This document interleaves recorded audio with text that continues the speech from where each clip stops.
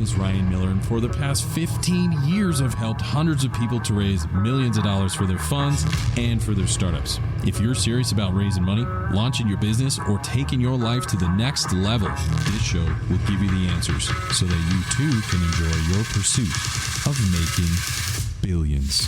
Let's get into it. Can we just admit that buying a business is a fast track to build massive wealth in your life? My next guest has mastered just that. He is a pro in the private equity space where he's built a massive dental group in only a few years, giving him and his family life-changing returns. So the question is, are you going to start a business or buy one? All this and more coming right now. Here we go. Hey, welcome to another episode of Making Billions. I'm your host, Ryan Miller, and today I have my dear friend, Austin Davis.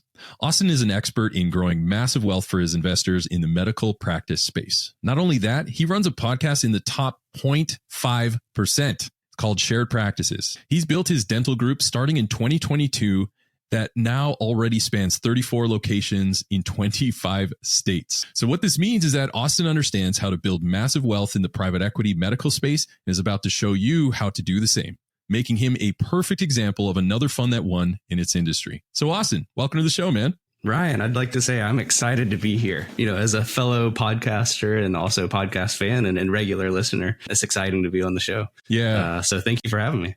It's awesome to have you, man. You know, we've gotten to know each other quite a bit over the last year or so. And man, I am so impressed. And the fact that someone in the podcastery has also been a fan and you're like the top 0.5%. This is phenomenal to have you on the show, brother. So it's truly an honor on my side as well. But we're not here to talk about me. We're here to talk about you. So you've done some phenomenal things in the medical space. And, you know, I'd love just to address the beginners. And, you know, we've been beginners at one time. And some days I feel like I'm still learning for the first time. I'm wondering if you can share some of your advice on building through private equity, through medical practices. What's some advice you can share with our listeners around the world on how to win and how not to lose in the beginning? Yeah, the medical private equity space, especially in rolling up practices, has been really hot lately. So I think it's attracting more and more attention, and people are starting to get more and more excited about it. And so it's a fun space to be in. Really, I'm honestly pretty new to it. You know, I started my own practices and actually sold them to private equity. So I have experience from the seller side, and now I'm building my own group of practices as well. So like you said, we started in 2022, grown very, very quickly. So we've learned a lot along the way, a lot of things the good way and the hard way and everything in between. So, you know, one of the basic principles of how these groups work. So I'm in dentistry and we're a dental group, but it's very similar in the vet space, also in medical too. I know dermatology and other medical specialties as well. So really it's an arbitrage game is kind of how this got started. So people saw they could go and they could buy single individual, say, dental practices. And that dental practice, you know, they might be able to buy it for, say, 3 to 4x EBITDA. And at the time, when it first started, say 10 years ago, that was the multiples. They were buying them for 3 to 4x. And then once that practice was incorporated into their group, so a dental group, they call them a DSO.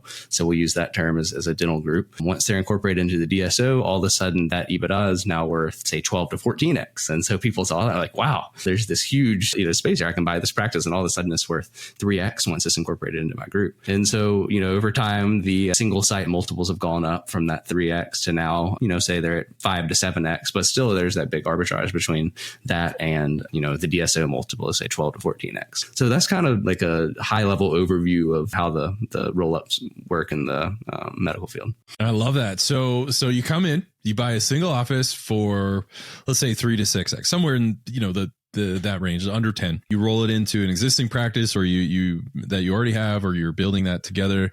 And essentially through the roll up, you can increase the exit multiple, I think you said, to like 10 or 15x. So the nice roll up strategy by itself is a value add for our real estate folks out there, right? Same value add property. You buy it at a certain price, you start doing some wonderful things to it, and you get those economies of scale and your valuation goes up. So that's how to win, right? So you look for practices that have that 3, 4, 5, 6, even 7x. And then you start doing a roll up, meaning for those of you who are new, a roll up is just combining a bunch of fragmented practices or businesses in any industry. It's a common private equity strategy where you roll these companies together, form a super corp, and then you're good to go. But it's not enough to get some early points on the board. While that helps, you also got to make sure you don't get knocked out of the game as well.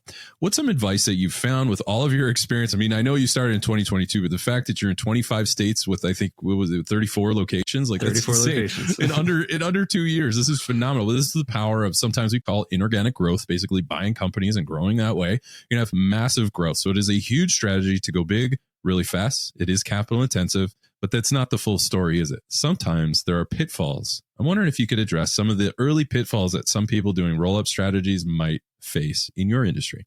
Yeah, there's definitely pitfalls when you hear something that sounds that good, right? Or you can buy something and all of a sudden it's worth double or more. There's obviously going to be some pitfalls along the way, or else everyone would be doing this. You know, the most common mistake that people make now, for a while, it did work. In the golden years when this was just getting started, it pretty much was that easy. Now, as more and more people are coming in to buy up these dental practices, you have to be a lot more careful with what practice you buy and what multiple you pay and, what you're doing. And so one of the biggest risks is groups going in and they're like, what's better than buying a $1.5 million practice with $500,000 of EBITDA? Buying a $5 million practice with $1 million of EBITDA, because it's faster. And so the risk with that is if this is a really large practice with like one just superstar high performing doctor, when that person leaves, all of a sudden you're at risk for the practice decreasing and you paying this big premium, because the large practice also comes with a premium. So you might be paying a 8 or 9x, and then the doctor leaves. And so then revenue goes down, EBITDA goes down, and you've paid this huge multiple on it. You have a lot of debt, and you can really get in trouble really quickly, especially with the rising interest rates as of late. And so I think that's one of the biggest risks. The other risk is not focusing on same store growth. The private equity buyers are getting a lot smarter now, since the industry is maturing as far as these roll-ups go, and they're getting a lot smarter. And so you can't just buy a practice, bolt it onto your little group, and then call it a day.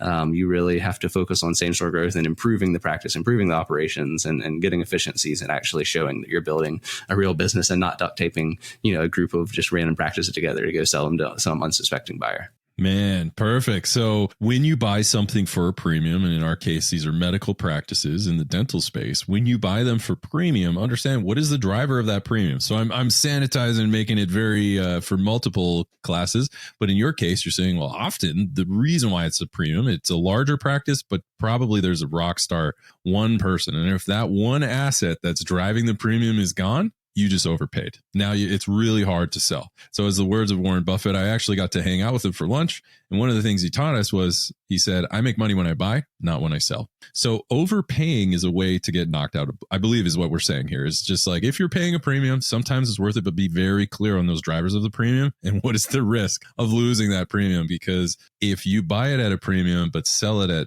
a lower rate, obviously we know not a good situation for us to be in. So really paying attention to the drivers of that premium. Would you say that's a fair summary? Yeah, that's right. And to relate it to, say, real estate, something that more people might have knowledge about, it's kind of like when you go and buy, there's two ways to buy real estate, right? You can buy the property, you can buy the tenant. And you have to be careful if you go in and buy a tenant, as we've seen with Walgreens recently. They just got downgraded to junk status. And so all of a sudden, if you buy the tenant and not the property, you may not be as happy with your investment. Oh man, my sweet Walgreens. I wish them best of luck while they pull through this one. Okay, so that's incredible for the beginners in the private equity space. Really just paying attention of, don't overpay, but if you do and you're paying a premium, make sure that you can hold on to that premium, and then also just understand the value add properties is kind of how we get some of those points on in the early days. But approaching these practices is one thing, but it's also the market that we operate in as well. Let's shift gears a little bit and talk about the market, talk about the economy. Well, how's the market? What's going on at the market, and where do you see it going? Yeah, the DSO space in particular is really hot right now, and it has been for about a decade. And I mentioned earlier about more sophisticated actors coming into it now, and so you really have to know what you're doing if you're going to be in this space. But the multiples are holding at that 12 to 14x, and even some are going higher. There's been transactions in the past, say 18, 24 months. One I know at 17x and another at 19x. So these are some pretty hot multiples for a kind of what some would consider a boring business, right? And so, yeah, it's a great space to be in right now. Right now, it's estimated that approximately 30% of the dental market's consolidated, meaning that 30% is in these DSO corporate group type practices and 70% is still private. So there's still a lot of meat left on the bone. I think it's going within the next 5 years to north of 50%, and I think it'll continue from there. So I don't see this slowing down anytime soon. Right on. So the way that I see it is, hey, we're not quite, it's not quite consolidated. It's only 30 to 35% right now. We're looking in just a few years to be up to 50.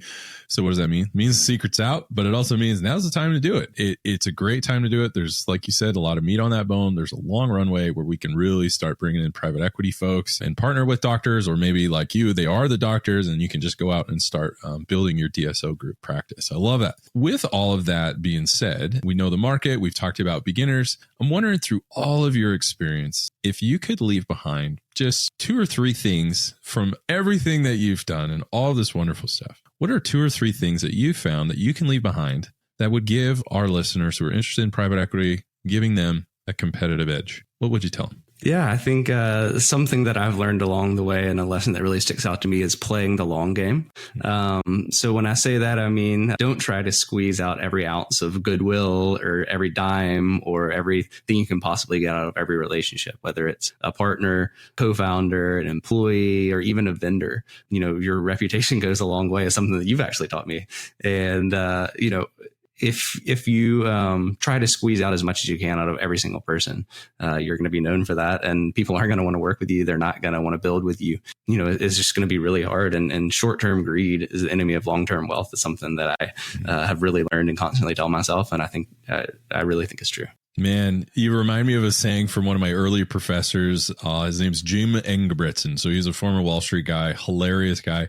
And this is a saying they would say on Wall Street is, bears make money, bulls make money, but pigs get slaughtered. I don't know if you've ever heard that. So don't be too greedy, right? You can make money in any market, but where you really get yourself in trouble, like Austin is saying, is don't be too greedy. Pigs get slaughtered. And, you know, also something that you mentioned on that, and I don't want to let that slide. It was very subtle, but so important. We talked about not trying to squeeze everything out, every ounce of goodwill and all of these different things out of every relationship. Well, yes, there's a line, right? So we're there to get some value, to run a good business. We have partners, we have investors, and we owe it to them to have a good deal. But there's a line, I think, is what Austin's talking about, folks. And that line, I find, is straddled very well by a certain kind of leader. And it's a leadership style that I subscribe to, and I'm pretty sure you do too, Austin, so keep me honest. We call that servant leadership, or sometimes I call it being a savage servant, right? So you're a very formidable leader, but you're not a jerk. You're actually a servant.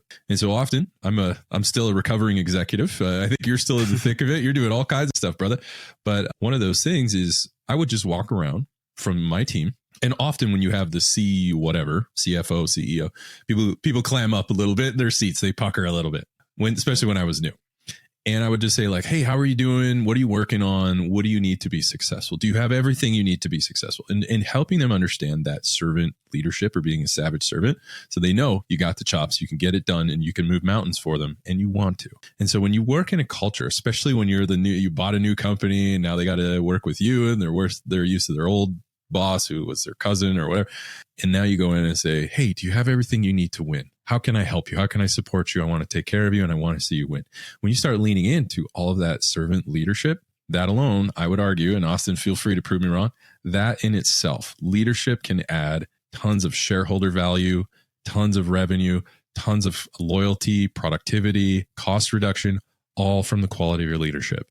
So it's not a management job where it's trying to get people to do everything you want them to do. It's about getting people to do something they never thought they could. And so bringing that servant leadership and helping people believe in themselves rather than to serve you. My goodness. And Austin, you're phenomenal at it. I could just tell, man, you're a good dude. I'd work for you any day, man. Let me know. So that being said, in all seriousness, so play the long game. I absolutely love that. What else have you found to be helpful with all of your background, all of this experience? What's something else that you found to be supremely helpful when doing these medical roll-ups? Yeah, this one's going to sound a little unusual, but for me, it has been creating white space in my schedule. So if you look at my schedule, you might think I don't do anything, but every single day ends up busy, and I end up, I work really hard. And so I really like to have plenty of time in my schedule to work on the most important thing. And usually you don't know what the most important thing that day is until that day comes. And so I really work hard on my schedule, and like I have tons of blocks in my schedule, and it's very strategic. And it's because, you can end up with meetings and, all kinds of things in your schedule that basically clog your ability to actually work deeply on anything. And so having that white space has really allowed me to be more focused on what I'm working on, fun, be more creative, and get things done that I couldn't if I had a schedule that was just packed full of meetings or to-do lists or other things. And so, really just focusing on not having too rigid of a schedule. The only thing I'm rigid about is my blocks of like work time. I'm very rigid about those, but I'm also very rigid about not having them scheduled. All right. So I won't text you around dinner time anymore. All right. I get it. No, I'm just joking. So creating that white space. And I remember a long time ago, Austin. So many, you and myself and maybe thousands of people around the world might have heard of a guy named Stephen R. Covey. And he was phenomenal. And I remember when I was a young guy, just in college, just getting destroyed by the schedule that they put you through because it was new for me. And I really wanted to do well in school. And so I remember learning and reading, consuming some of that because I was a fan at the time, still am. I remember one thing he talked about in Focus was you never, and this is probably pretty rigid for you, but he said the top limit of what Austin is talking about, folks, according to another business management consultant, is you never want to plan more than at most 60%, but preferably much less than that. And it allows you to be flexible. So he said that too often when you have too rigid of a schedule, it can really lead you to stick to the schedule rather than shift things to address, as you said, Austin, the most important thing. So just making sure you don't have too rigid of a schedule. I love it. And I look forward to that day, my man. So this is good. We're going to have to talk offline. You can teach me. And everyone knows when their most productive time is, right? Mm-hmm. Whether it's first thing in the morning or late at night or whenever it is, but being rigid about keeping that time for yourself to work on like your deep stuff or your most important thing. Like that's been a huge change in my life that I could never go back without it.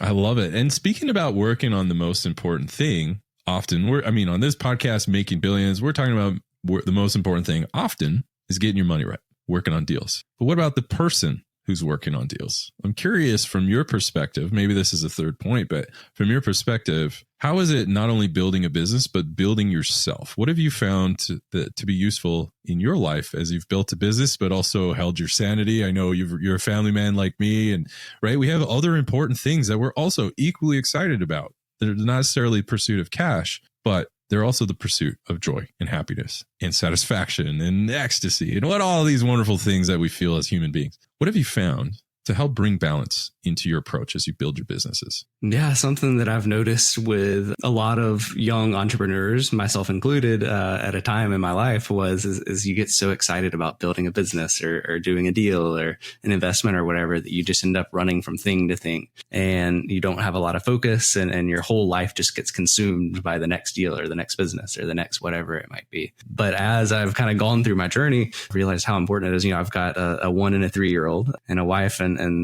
that is like, you can't build a successful business if you don't have a successful home life. So taking care of your relationships and your kids and your family, and then also just your mind and your body too. So taking time, every single morning I go to the gym and getting that in every single morning is something I've been doing for 15 years now. And life with versus without it is so different. And so really just taking care of all aspects of your life and not putting 100% into business or the next thing you're building, because it can't be successful if other aspects of your life aren't successful. Man, I love that. And this is sharing time. I'll share with my most productive time is the morning, and I use that time to focus on this. And I'd love to hear your perspective. So I focus on mind, body, and spirit. So I've done this for 20 years. I wake up at 5 a.m. and I will meditate, whatever that is. Some people pray, read Bible or holy book, and it's just connecting with the deeper world. But it also helps for me just to be like, oh yeah, things are actually pretty good. So you don't get caught up on one thing and extrapolate, where you connect to a deeper thing. And regardless, you have good time, you have high times, low times, but either way, doing that time, focusing on your mind and just inflecting on what's going on. So many profound lessons and strategies come from those early mornings at 5 a.m., but I'm not done. And then we go to the gym, we exercise, take care of that, really get the blood pumping. That's great for stress relief if you have that, but also you're just taking care of the temple, man. And then finally, with the spirit as well, through that meditation, and then you're reading books as well, so educating your mind and using that time, not necessarily Harry Potter, maybe we like that, but I'm using it to actually build skills. Right. So often I'm reading back like textbooks from grad school, whatever that might be, negotiation, marketing. It doesn't matter. There's an endless supply of books, which, as you can see, you can also organize in rainbow patterns behind you on your podcast. But in all seriousness, building that and making sure that not only are you building a business, you're building the person who's building the business. And all of that can come together. And too often in an episode, just a couple before you, we had Katie Richardson, and she often said, when building her business in 26 countries, very often you're like, you've got this bow and 3 arrows and 9 targets. So very often as an entrepreneur, you got way more targets than you have arrows. And so one of the best ways to do it is align multiple targets so that you can shoot one arrow and hit it on 2 or 3 targets. And so a lot of how do I build my business in a way that also builds my mind, my body, and my spirit? So as you start to combine it all into one impact and achieve it to a common purpose, very often you're no longer feeling like, well, if I'm going to build my business, it means I'm going to get chubby or I'm going to lose my marriage or what. And none of that's common though, right? That's super common. And it's not acceptable to me anyways. And to you and anyone listening to Making Billions probably has some grit. They're looking to get things done, right? These aren't people that are okay at failing at anything. I get it, folks. Austin gets it. I get it. We all get it. But if you align yourself and make sure you have that magic morning or whenever it is, it doesn't matter, but don't ever let your foot off the gas when it comes not just building your business, but building your family, building your soul, your mind, your spirit, everything. You can actually align a lot of these things and just build a life that contributes to overall well-being. Would you say that's a fair summary? Yeah, I think that's a perfect summary. And I'm a huge Naval Ravikant fan. And so he has a quote that I'm sure I'm going to butcher it, but it's something along the lines of don't go try to fix the world if your family is not right. And so it's like, take care of yourself, take care of your family, take care of your personal life before trying to fix the world or solve the next big problem or build the next big business. That's right. I mean, we could talk about that, but I want you all to just pause and listen and remember what Austin just said. It does you no good. It does you no good to gain the world and lose your soul or your family or your health or your mindset or your happiness. So this is very serious stuff. And I know you could tell me and Austin are good buddies and we're smiling and we're joking around, but this is really good stuff. And truly, if we can help even one of you listening to make sure that you build yourself as you build your business, you're going to really enjoy this process. So as we wrap things up, Austin, is there anything else that you would like our fans to know? Anything at all? Yeah, I mean, I think if you want to listen to more of what I have to say, especially about the dental space, you can check out sharedpractices.com. We have quite a few podcasts on there, everything from very dental specific, which probably isn't going to interest most of this audience, but we do have a podcast where we talk a lot about like inside baseball behind like the DSO industry and as we're building our business. So it's not very dental specific. It's just us talking about building our business. I'm on there sometimes, but it has more regular co-hosts that aren't me. And then if you want to hear me talk about crypto, which is my other passion outside of dentistry, you can listen to me at Doctors of DeFi. So yeah, I'm really into podcasts, some that are serious, some that are kind of fun. So that's it. Awesome. So Shared Practices, that's the one that's in the top 0.5%. That's all a lot of the stuff we talked about today. And then Doctors of DeFi, cool name, by the way. So that's one on crypto.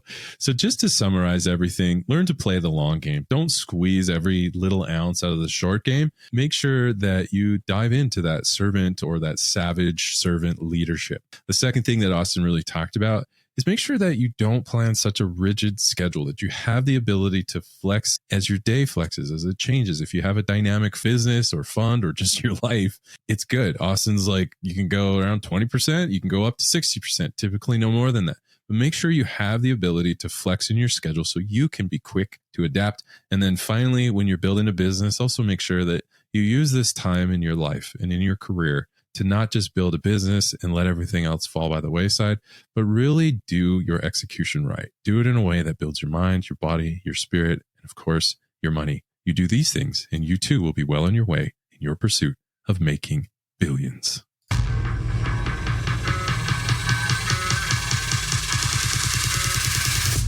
Wow, what a show. I hope you enjoyed this episode as much as I did. Now, if you haven't done so already, be sure to leave a comment and review on new ideas and guests you want me to bring on for future episodes. Plus, why don't you head over to YouTube and see extra takes while you get to know our guests even better. And make sure to come back for our next episode where we dive even deeper into the people, the process, and the perspectives of both investors and founders. Until then, my friends, stay hungry, focus on your goals, and keep grinding towards your dream of making billions.